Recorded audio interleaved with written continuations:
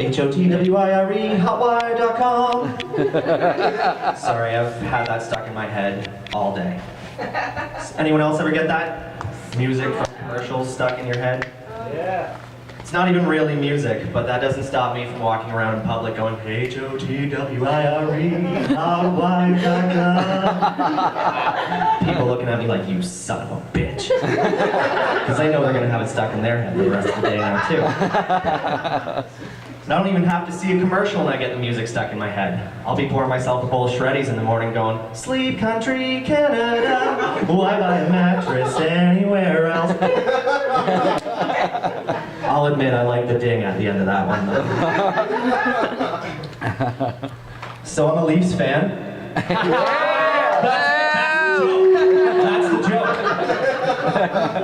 I got my hair done today.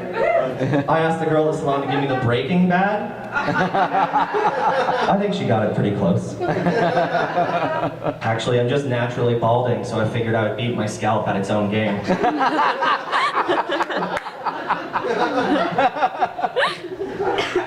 So I'm standing in line at McDonald's a couple of weeks ago, waiting to order my food, as you do. And a girl bumps into me. I have this vision of my life with her. I see us build a loving, committed relationship. We move in together. I come home one night and she's on bended knee with a ring in her hand. That's right, she proposes to me. She's a strong, there you go, see?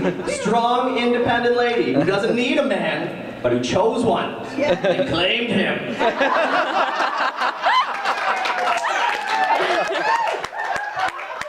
So I see our wedding, and I see us, all our friends and family there.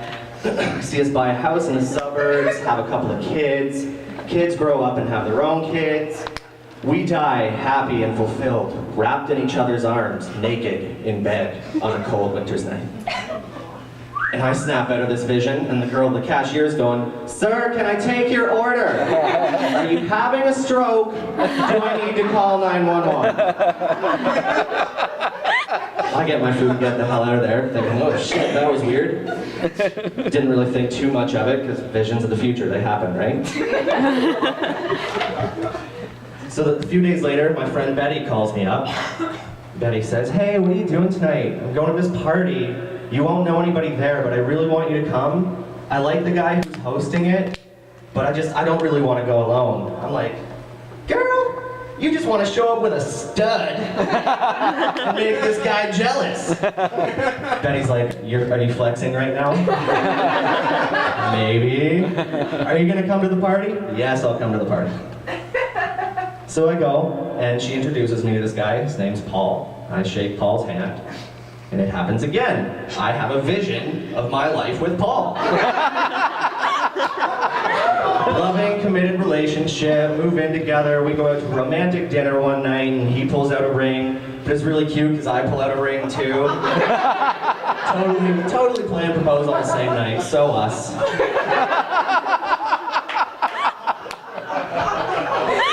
I see our wedding. Granted, there were a few more protesters at this wedding, but fuck those guys, we're not letting them ruin our day. I see us adopting children, but we weren't one of those couples that adopted like Chinese babies or something like that. Not that we have anything against Chinese babies, it's just we figure it's going to be awkward enough for these kids explaining to their friends in public school why they have two dads. We don't need to make why they have two white dads on top of them. So the kids grow up, have their own kids. Me and Paul, we die happy and fulfilled, wrapped in each other's arms, naked, in bed, on a cold winter's night. And I snap out of it, and I'm still shaking Paul's hand, looking at him like, hey, this party's kind of lame, you want to get in here? He's looking at Betty like, is this guy having fucking strokes? So I didn't stay too long at that party. Walking home saying, man, this is messed up. Like, this isn't supposed to happen to people like this. I'm just gonna stop, avoid physical contact with people for a while. Hopefully this will go away. So yesterday my buddy Greg comes over, and he brings his dog with him. I don't even think about it, I just bend down to pet the dog. All I'm gonna say is those puppies were ugly as shit.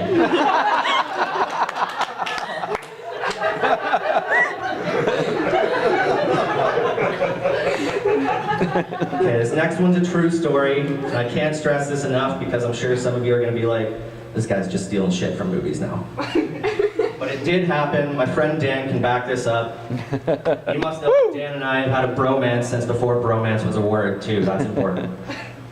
So my circle of friends, we're all drinking one night partying, and none of the guys are really big bar guys, but I guess we were all drunk enough that girls convinced us to go down to the York. Club Y, I guess it's called. That's why I spelled W-H-Y. So we go, and the girls are dancing, and I'm dancing, because I got mad skills when I get a few cocktails into me. The guys are all just standing off to the corner drinking, no doubt asking themselves, why the fuck did I come here? And anybody who's been to the York knows that it's not uncommon for fights to break out.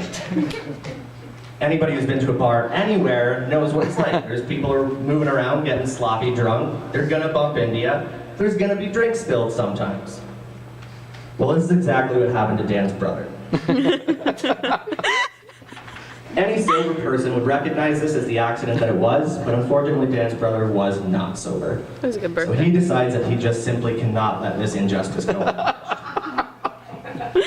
So I, from the dance floor across the room, see my friends all freaking out with this other group of guys on their way outside to fight, and I'm like, oh, shit's going down, I better go help. This is funny because anybody who knows me knows that I'm like the happiest drunk ever, and in no way tough. So I'm like, hey, a fight, I hope it doesn't hurt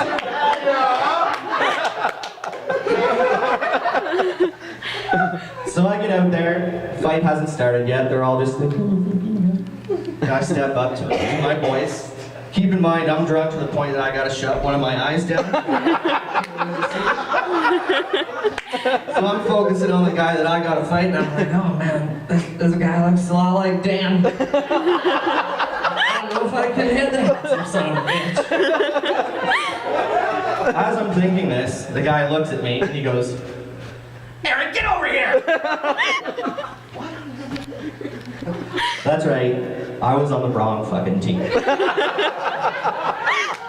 I got drunk enough that I became Britt Tamlin, the mentally disabled weatherman. Alright, I got one quick impression that I want to do for you guys and then I'm done. And if you know who it is, I want you to just yell it out. Alright, agreed? Yep. Kermit the Frog!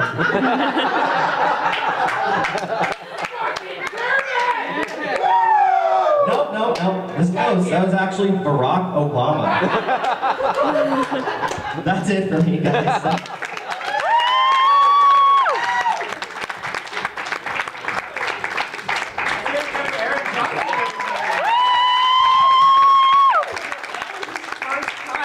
I'm actually pretty impressed. That was his first time, so that was great. How many people here know him? Okay. Thank you for coming. Thank you for paying $5 to see me dance too. You know, in Toronto they pay $30. I have to do it naked, but they do pay